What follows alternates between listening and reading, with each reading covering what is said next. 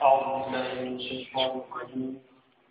بسم الله الرحمن الرحيم. الحمد لله رب العالمين والعاقبة للمتقين والصلاة والسلام على رسولنا محمد وعلى آله وأصحابه أجمعين. أما بعد. السلام عليكم ورحمة الله وبركاته. Hormatly Müslüman doğanlar. Allah Tebarek ve Teala Navta kıcımağını ediyen ve edecek saat ve ibadetlerini de öz dergahına kabul eyler. Kıyamet mahşer gününde rahmet ve emradi olup Peygamberimiz Muhammed Mustafa sallallahu aleyhi ve sellemin şefaatine nail eyleyen bennelerinden aylanlasın. Ve her yer ibadetlerin hurmatına Evliyaullah'ların, Resulullah'ın hurmatına, özünün barlığının, beyikliğinin, birliğinin hurmatına, bizim yurdumuzu afuda, iyilimizi abad saklap, iyil yurt dahili, gece günlüğü işler alıp barayan hurmatlı Prezidentimizin canıta başıklık olsun. Edi cemaat, geçenki cumhurlarımızda, anarkı cumhurlarımızda, Ene atanın çağlarının önündeki 9 tane hakkı var da vaqtındaki ediptik ayetler, hadisler bilen ve geçen cumamızda da çağların ene atasının önünde 13 tane hakkı var da vaqtı başlar tutuyor 13 tane hakkını tanıman Allah Teala'nın ayetlerini, Resulullah'ın hadislerini şöyle aydıp onların manalarını düşünmekle çalıştık. İnşallah bugün şol bir adamların ene atamızın önündeki etmeli 13 tane borcumuzu yaklatmak için inşallah hayırlanırsınız deyip ümid ediyen. Evvelen Allah Teala'nın ayetine serfal eyleyin, aytalamaklıkta, yaklatmaklıkta bir hikmet var, fadilet var. Allah Tebarek ve Teala geçen cumada ayttık. Kur'an-ı Kerim'in 3 yerinde dahi ene ata hizmet etmekliği, ene atanın dinini etmekliği, özünü ibadet etmeklik bilen demektir. Ve ene ata hıyanet etmekliği, ene atanı ağlatmaklığı, incitmaklığı da özünü şirk eden, Allah'ın özünü ikilik eden adamlar bilen din görüyenlerini aydıktık. Ve şeyle manaları özünde cemleyen Allah Teala'nın bir benneleri bulunan ayetleri var. Kur'an-ı Kerim'in 2. suretunun 83. ayeti, 4. suretunun 36. ayeti, 6. suretunun da 150. ayeti. Allah Teala 4. surenin 36. ayetinde Euzubillahimineşşeytanirracim. Bismillahirrahmanirrahim. وَاعْبُدُوا اللّٰهَ وَلَا تُشْرِكُوا بِهِ شَيْئًا وَبِالْوَالِدَيْنِ إِحْسَانًا Sadakallahu azim. Yani ey bennelem, siz Allah'a ibadet edin. Hudaya bir gadi şerik getirmeyin. Yani Hudaya şirk koşmayın. Allah'dan başka Hudayı diymeyin. Ve eninize, atanıza da yaxşılık edin diye. Yani özünü ibadet etmeklik bilen barabar ine atağınızda da hizmet edin diye. Yine de şoňa meňeş ayet İsra suresinin 23. ayetinde Euzubillahimineşşeytanirracim. وَقَضَى رَبُّكَ أَلَّا تَعْبُدُوا إِلَّا إِيَّاهُ وَبِالْوَالِدَيْنِ إِحْسَانًا. Yani senin perverdigerin bir hüküm etti. Dine özüne ibadet etmegi. Ine atağınızda da yaxşılık etmegi. Yani bir tavsiyan yemin Allah size bennelerime diye. Bana ibadet edin diye. Yani namaz okan, orada tutun.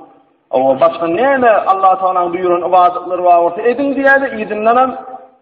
Yani ibadetlerin içinde ayrıtı insanlara nasıl şu ibadetleri edin deyip buyruğunun idinlenen ene tanrıda da hizmet edin, onlara yaxşılık edin diye. Yani mana neyme? Peygamber aleyhissalatü vesselam'ın hadisi Allah'ın ene atasını radi edenin Allah da radidir diye.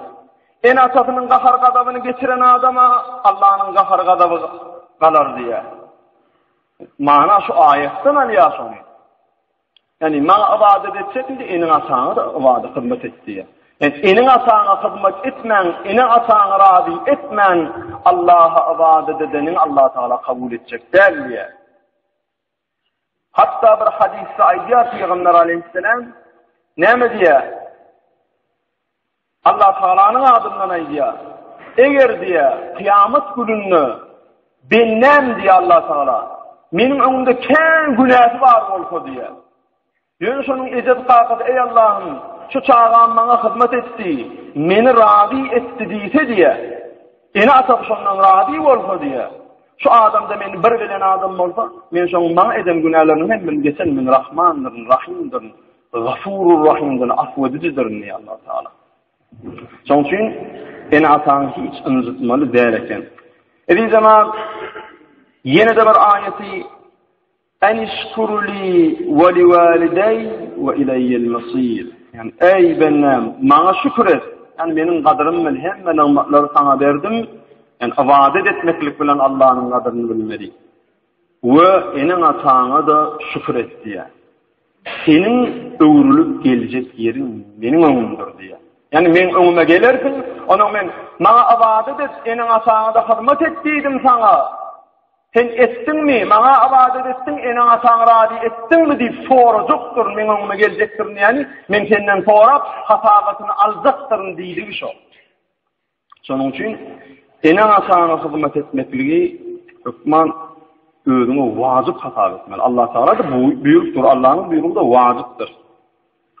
Şimdi Peygamber Aleyhisselatü Vesselam'ın hadislerine birru âbâekum teburrukum ebnâukum diye. Siz eni atağına da hizmet edin, sizin de çağalarını size hizmet eder diye. Yine bir hadisinde Peygamber Aleyhisselam aydiya, Ridallah fi ridal valideyn. Yani eni atağına razı etmek, Allah'ını razı etmektir. Başka bir hadisinde aydiya Peygamberimiz, El-valid evseti ebvabil cennet.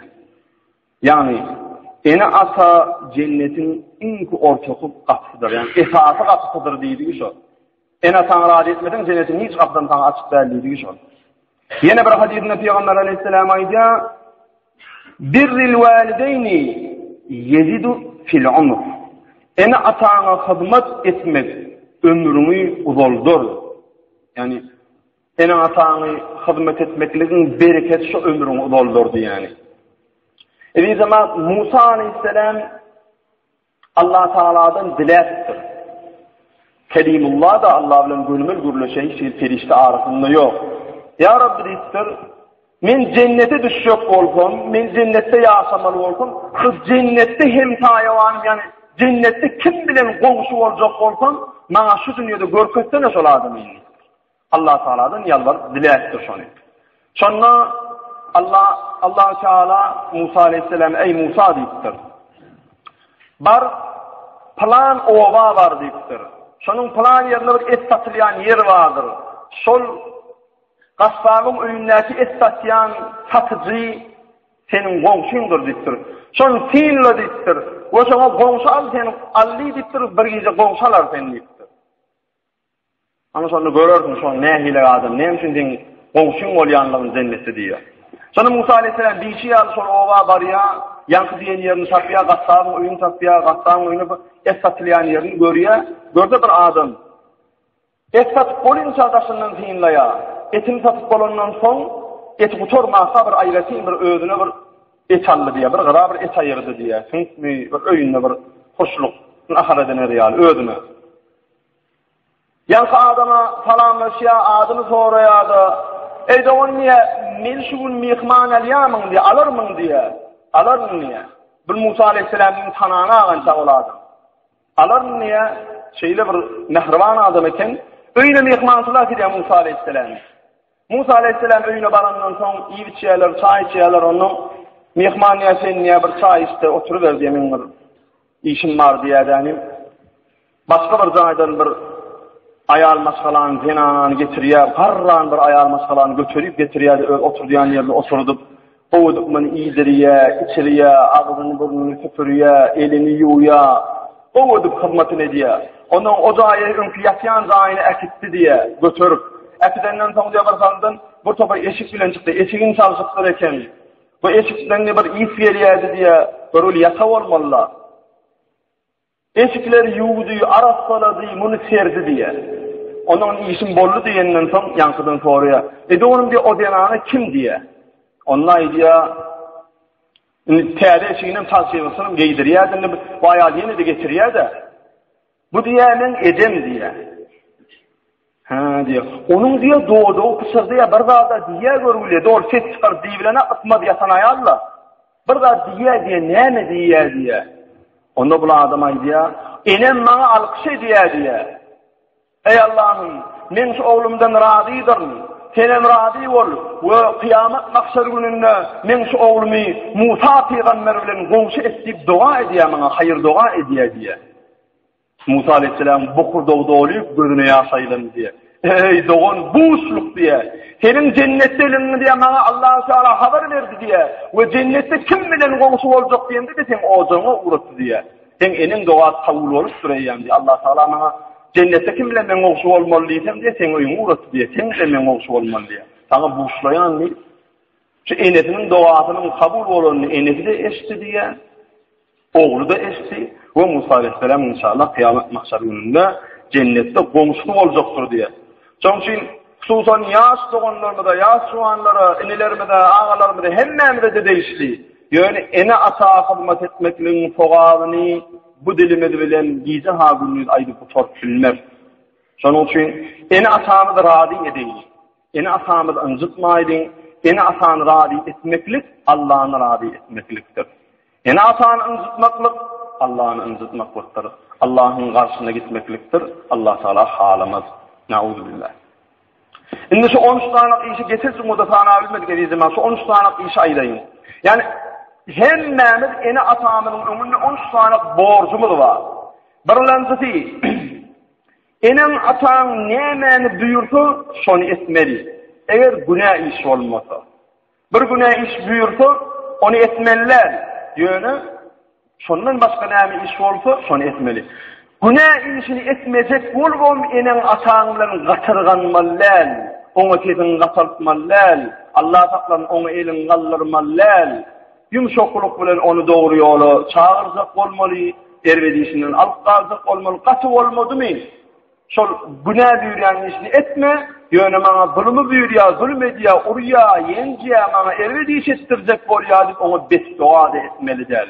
Kavlada, kavada, namallığına, minegede, seyretin alıp, ey Allah'ım, men edem kakam bilenak, düşünenak, şeytanı ağlanıptır. Senin ve bizim düşmanımın şeytanından ödün koru. Sen doğru yolunu hidayet eyle. Sen yoktur barıdın, onun mühürlenen kalbini sen aç ya Rabbi deyip, Allah Teala'dır. Yani, o hayır hasanat dile getirmeli. Çünkü ayet-i kerimede de belli olsun yani. Allah Teala'nın öğüdü aydiya. Ey öğrü diye bir de neyme dile getirmeliğin şeyli deyip dile en asan vardı. Ey Allah'ım, küçükken şu enem atan, neyi zalimim burada, neyi ervet günah işe diyenim orada çağı vaktinde hemme adam çağağını kovuruyor, hemme de adam çağağını küçükken kovuda. Enem atan bana neyi küçükken kovulan olsa, mehrivan olan olsa, ey Allah'ım, sen benim enem atama, benim küçük vaktımda bana mehrivan oluşuyor, senem olur mehrivan ol, senem olur ağzı, olur merhamet eyle deyip dileneli. Mağdul megiyadip ona beddua etmeli der. İkilencisi, eni atağıyla edepli getleşmeli. Eni atağıyla getleşen vaktında bideri gülümser, bolgusuz getaydıp, onunla oyun edecek olup durmalılar. Eni atağıyla gürleşende, ona hormat bilen, kov sözler bilen, yılgırıp, niye de bir oğudun söz var, oğudun söz bilen, getlep durka, getinin üstüne uğurlemeler, akıllı taraf, köp bilyen kişi taraf. Enen atan gürlep durmu, uskut, dım. Sizin çıkmasın. Gürlep olundan son, atazan, yani ecezan, kakazan, ruhsat bolduğuna şu düşüncen ma, şu şeyle ortak olmaz mı? Şeyle mi eğer bir yanlış düşüncesi bağ olsa, birbirine maslahat verişmeli. Yani enen atanın gürleşende, yok sen onun bolana, o yanlış, bu haram, yine deyip, on enine atağına hiç gibi geçin, sesin katıldık ulurlemeliler.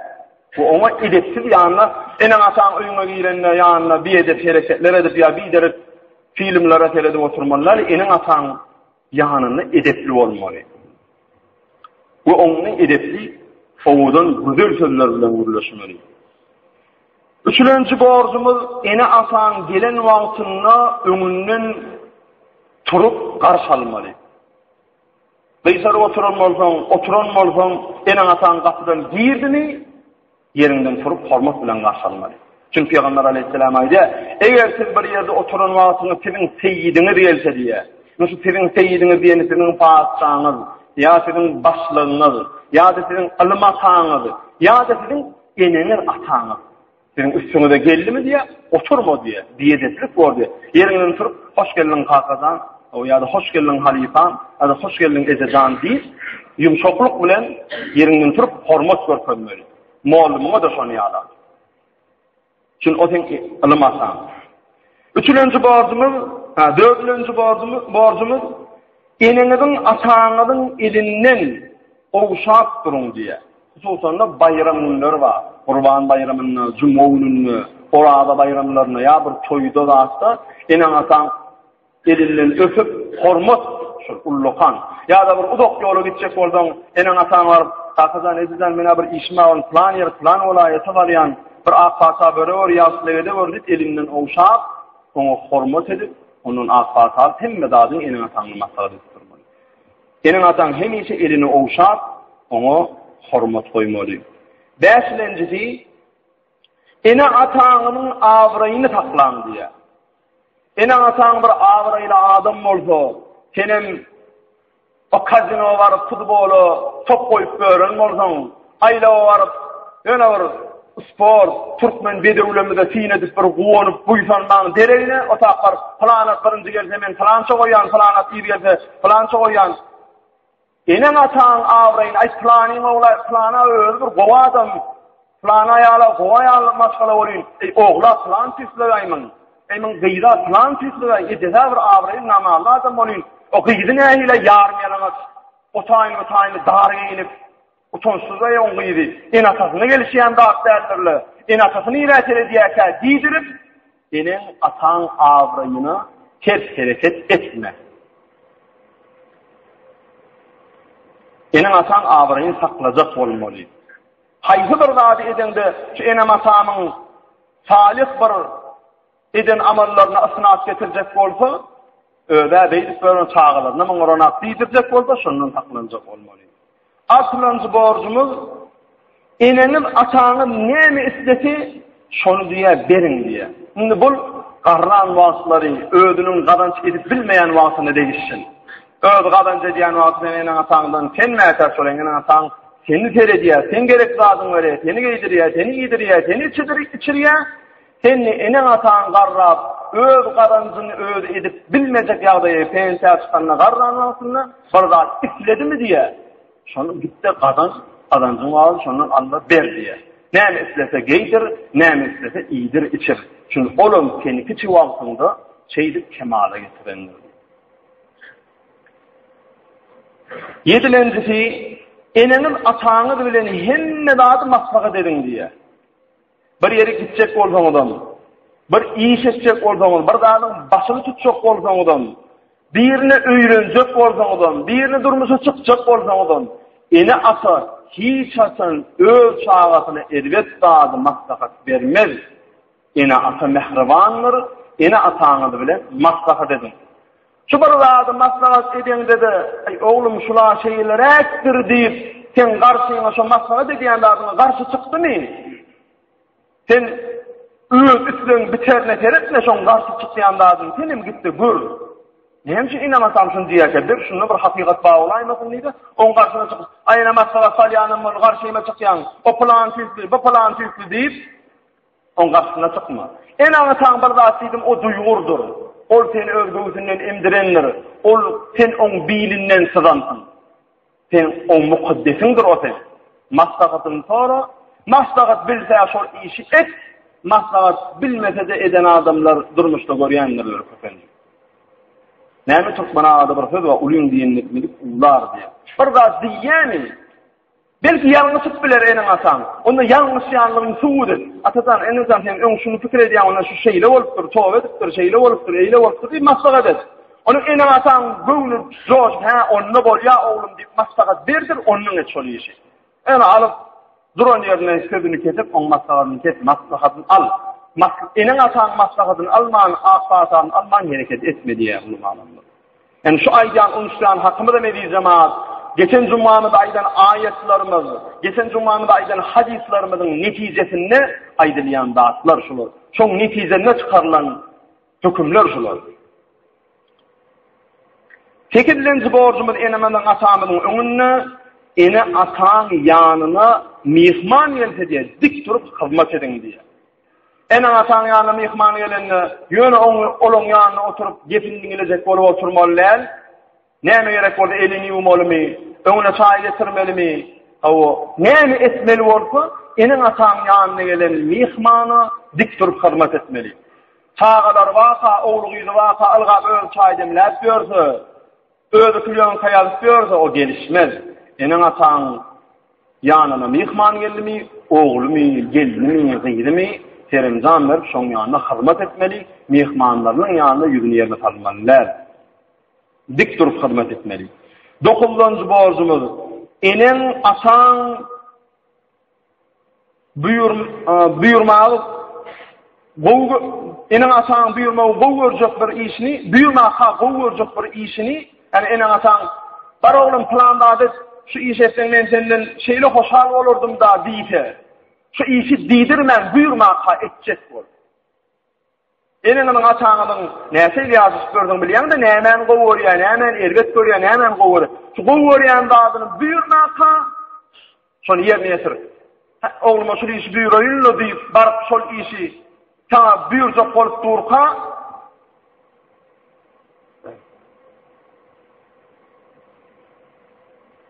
eneň ataň bir zady ýerden turup eneň atanyna barmagyň ahir arasala diyero, ya da bar otu ekini mellevi oto diyero, ya falan lazım. Şurayı şehir ettim, enem atamenen şeyle hoşalı olur deyip, dine kaşolu işi etmeklik benim borcumuz.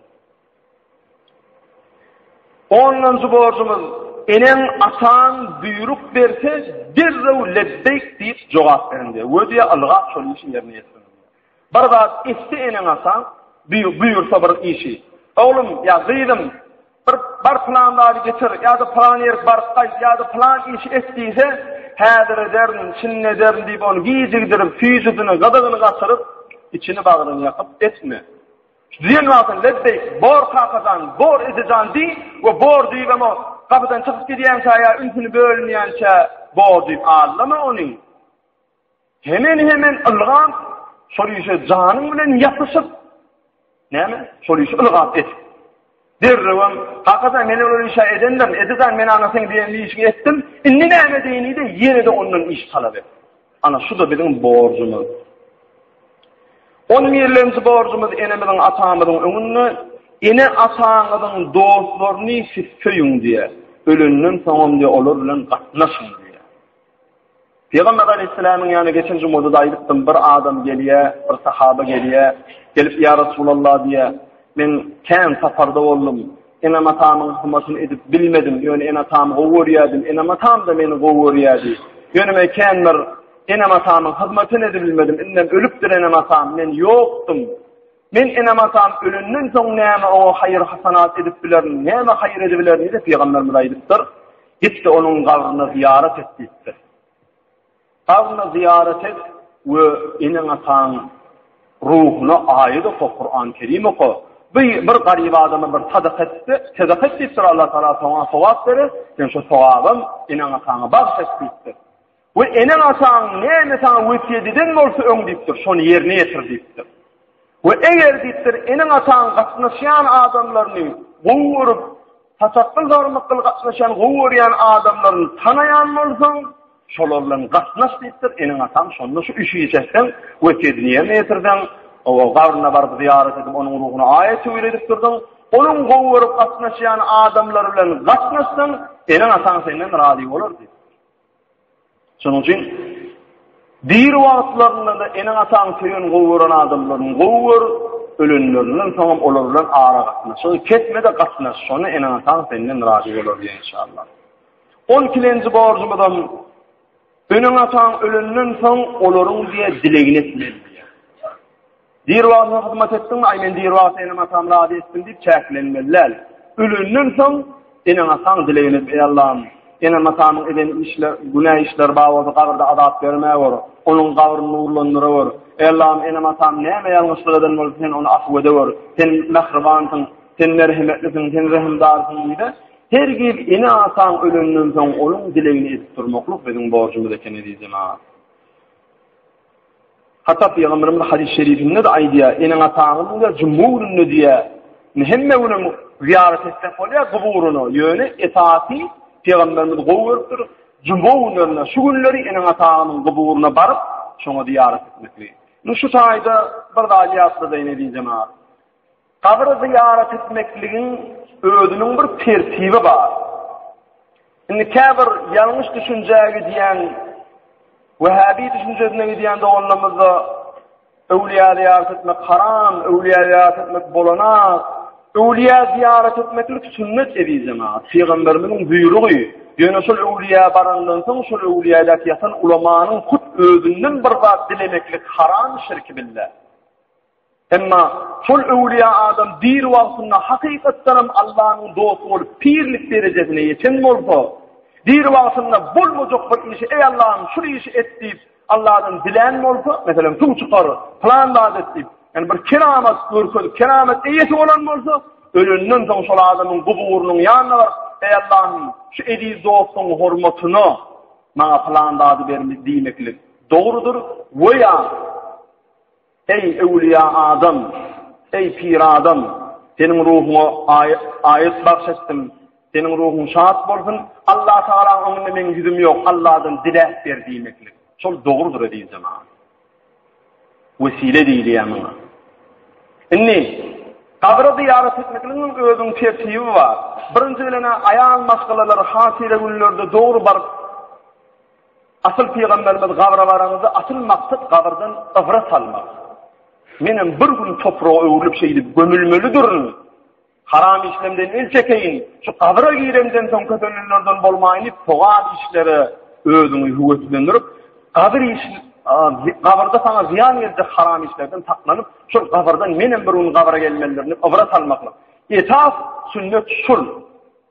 Inni aýan maskalalar bir hayızdan bilen galan, ıddet görmeden galan ayal, garra ayal bolmasa, mümkün ýagdaý öwliýa, gonumçylygy ayal masgalalaryň barmaklygy dogry däl edilýär. Bu da ödüne ziyareti barýan, Allahyň dostuna agysan danamy, ýa we şoň öwliýa Allahlara barýan. Biz erkekler şu aýalyň öňünde durup bilemiz atmy. Yarım ýalaňyz, öwliýaň üçin bäwül ýygyp aýlanýar. We ol öwliýaň üçin ol öwliýa adam, öwliýa o pir adam bir wagtynda nämen garşysynda görüşip Allahyň dostu boldy. Yarım ýalaňyň haramlygyň garşysynda görüşip halal orta göňürçük bolup pir bolmadymy ol? Indi sen bar on kabrynyň üstüne diýeretlik edýän. Aýal masgalalar öwliýaň daşyny otada edilýän ýerine oturup bersin.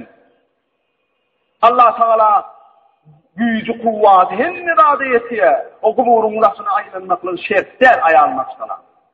Erkek adam ärimidir, taýsymydyr, erkek doganydyr, ziyaretini etmeli.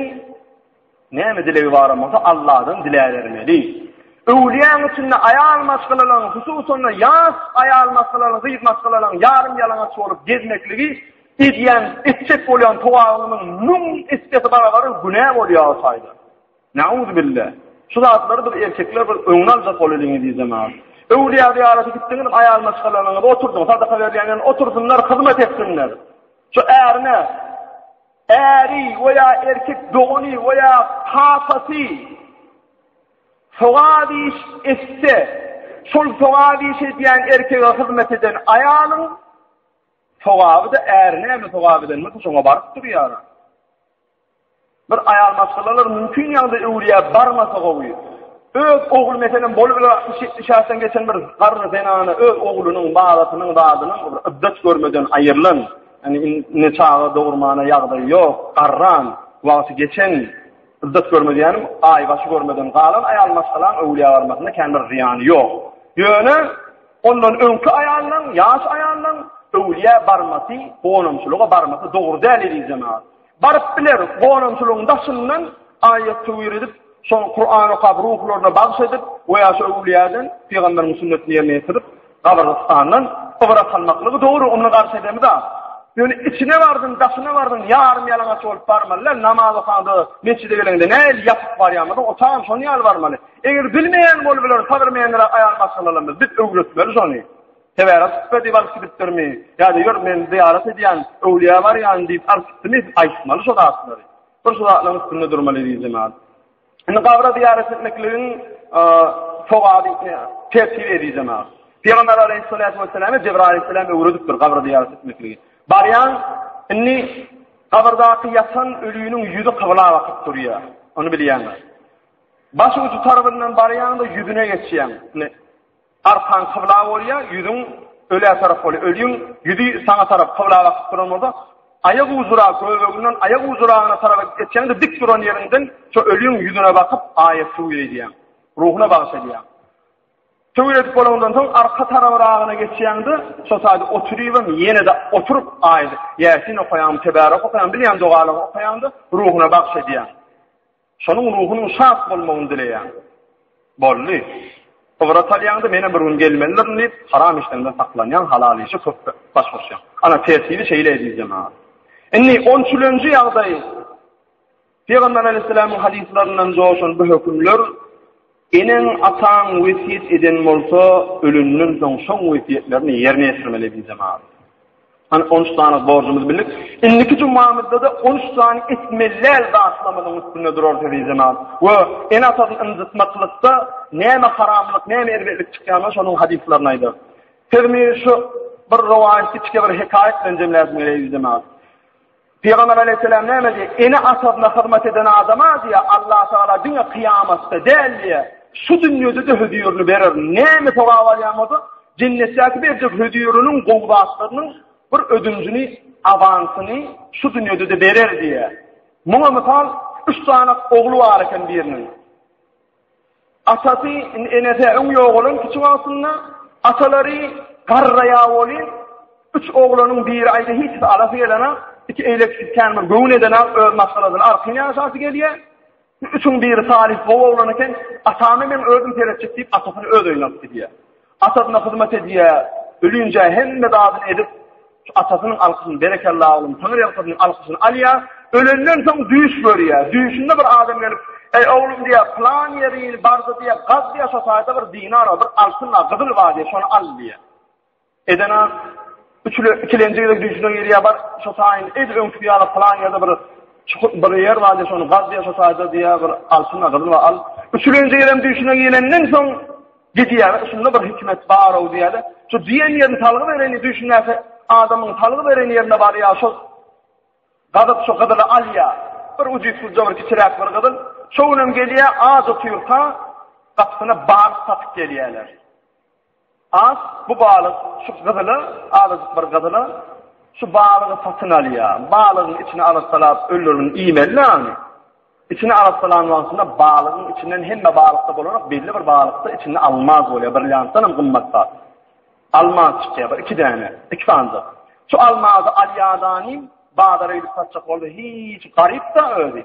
Hiç mal bilen. Şu durun pasatı bir adaletini kuğu pasatın 60 nun mıskal gıdıla şu iki tane almazı satın alıyor. Hakika bolunda. Allah Teala cennette ebedi ayş eşret görmekliğin ucunu ene ata hizmet eden adama şu dünyada görüp diyenlere diyeceğim abi. Ve ahiru davana elhamdülillahi rabbil alemin. Ve sallallahu teala ala hayri halkihi Muhammedin ve ala alihi ve ashabihi ecma'ine tayyibine tahirin. Ve ala sairil enbiyai ve mursalin. Ve ahiru davana Allah. Cümle ümmeti Muhammedin sallallahu aleyhi ve sellem.